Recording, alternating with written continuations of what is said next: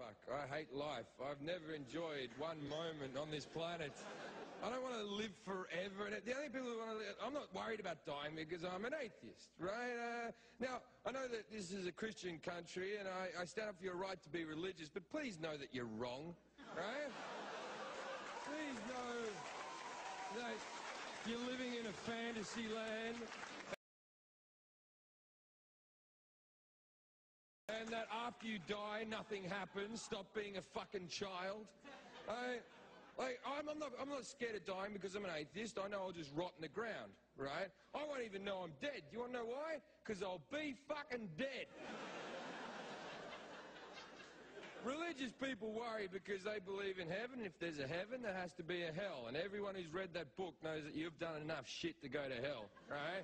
And that makes it very stressful on your deathbed, doesn't it? No one want to prick you are going, oh, this isn't going to be good. I don't want to go to heaven. I don't even want the option of heaven. I don't want to exist in a conscious state for the rest of eternity constantly thinking. I don't like thinking as it is. Where's me passport? Can't punch women in the face.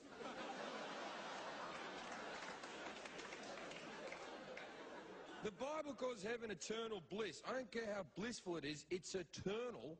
You'll get used to it, and then you'll be fucking bored. And what's hell meant to be like? Fire and brimstone and eternal agony? That's what's written in the Bible. That's God's book. As far as I know, the devil hasn't brought out a book. We don't know his side of the argument, right? If you ask me, the devil and God are having an argument. The devil's being a bigger fucking man. Because God's just writing shit about him. And the devil's going, I'm not even going to fucking comment, son, if you talk about me like that.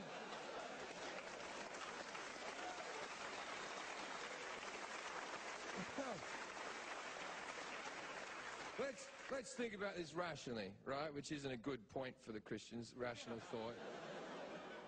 Fire and brimstone and eternal agony. That's what's hell meant to be like. That's written in the Bible. Now, God runs the entire universe except for one place, which is run by hell. And the devil, which is run by the devil. And now the devil is his biggest enemy, and they don't get along whatsoever, right? Now, if you act bad, you go to hell, right? Now, you've lied, you've cheated, you've stole, you've been a prick your entire life. Why would the devil punish you? You're one of his boys. He's going to fucking dig you. That's where all the hookers and drugs are going to be. Don't think they're going to make their way into heaven. Don't think God's going to open the gate and go, Jim, you've been such a good guy. See this big-titted whore with a line of coconut? Knock yourself out, son.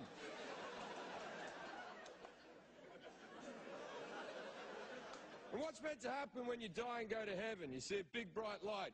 You walk towards the light. What's at the end of the light? All your dead relatives. Well, whoop-de-fucking-do. You ever spent a weekend at your grandparents' house? It's fucking shit. You'd be out there for an hour going, wish all me friends would die. Be out there meeting everyone. Hello, Nana. Hello, Granddad. Hello, Uncle who used to touch me. How did you get up here? Oh, that's right, you used to work for the church.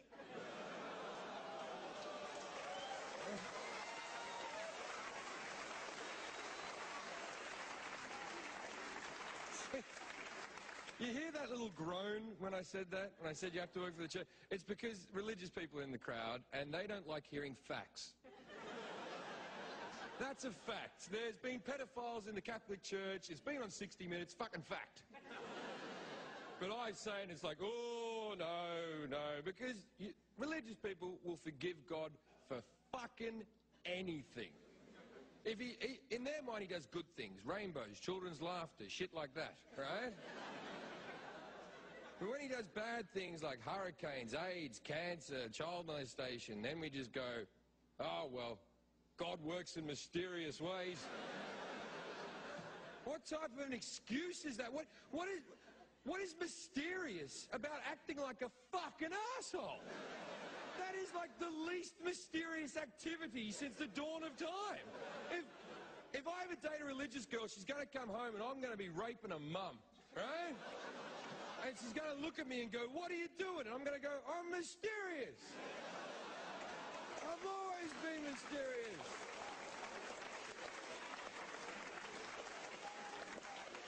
See, religious people are just fucking stupid. There's how the world was created, which everyone, scientists and rational thinking people believe, and that's the Big Bang Theory, and then evolution kicked in. There's little microorganisms made like a tadpole, and that tadpole learned how to walk or something, and then there was some animals in between, and then fucking monkeys, and then us. And that's science. Then there's how religious people believe it was created, and that's creationism. They believe that God put two white people in the jungle without sunscreen, and they fucked, and now we got people. And we got black people, Arab people, Oriental people, and for the amount of inbreeding, very few retards. It seems so plausible. See, the fact is that there's evolution in the Bible, right? Jesus was 4'7". 4'7". He was a normal-sized guy. Everyone was short back then. We're all taller now because of evolution. That's how Jesus could feed the people with 2 fish. Little fucking people, big fuck-off fish. So this is Jesus here, right? He's a little tiny Arab Jew. He looks like Super Mario.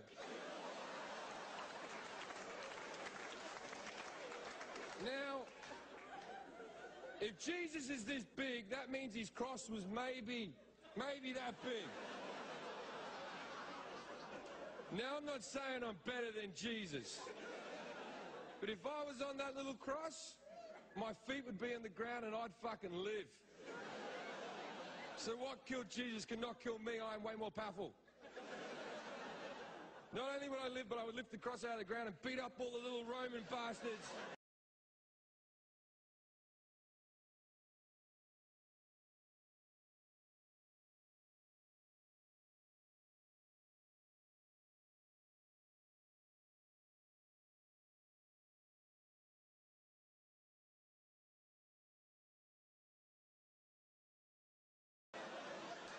And history would be very different.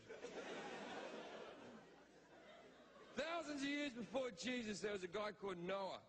And Noah built a boat, and Noah lived to be 950 years old. But they never mention that in sermons because we might think it's bullshit. And Noah was thousands of years before Jesus, so Noah's about this big. There's little Noah with his long hair and his great big beard. He looks like a glorified chess piece.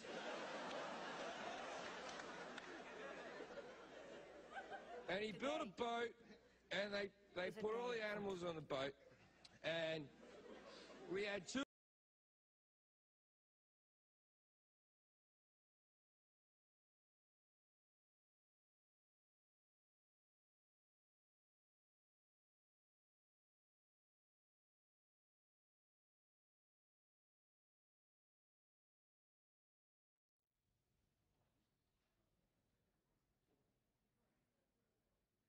Today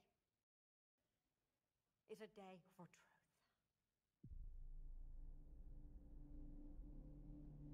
The world needs to know what happened and to know what he stands for. That kind of power is very dangerous.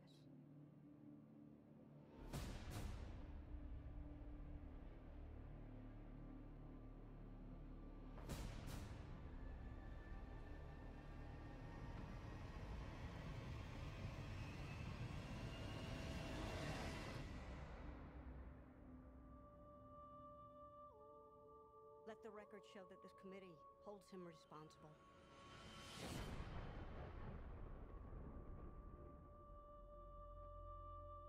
That's how it starts. The fever. The rage that turns good men cruel.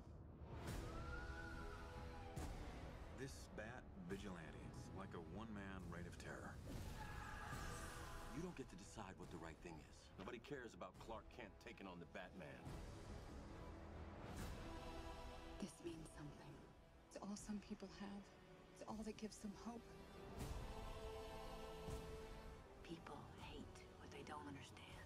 Be their hero, Clark. Be their angel. Be their monument. Be anything they need you to be. Or be none of it. You don't owe this world a thing. You never did. Do you know the oldest lie in America, Senator? The devils don't come from hell beneath us. They come from the sky. 20 years in Gotham, how many good guys are left? How many stayed that way? He has the power to wipe out the entire human race.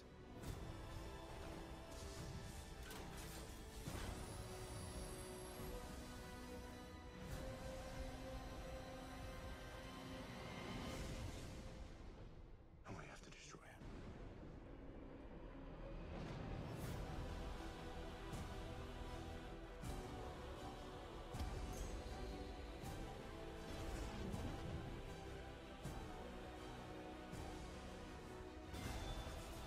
You're gonna go to war. He is not our enemy.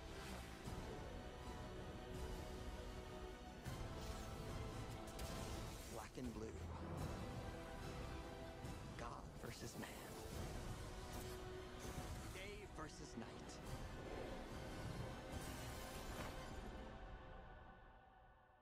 The red capes are coming. The red capes are coming.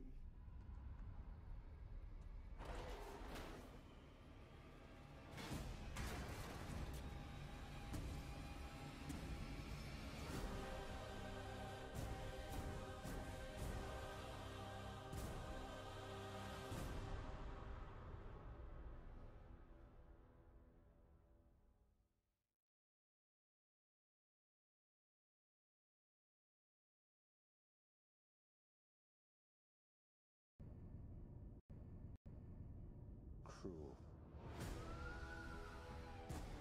This bat vigilante is like a one-man reign of terror.